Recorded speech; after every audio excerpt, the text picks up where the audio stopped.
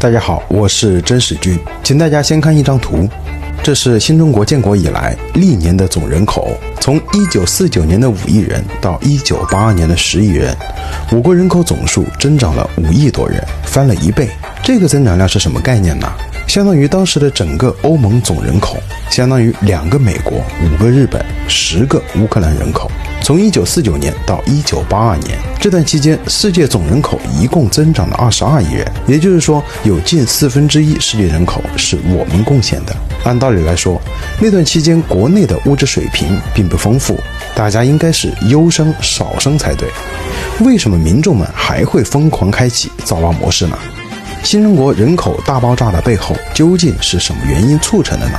今天真史君就跟大家聊一聊社会主义革命建设时期的人口大爆炸。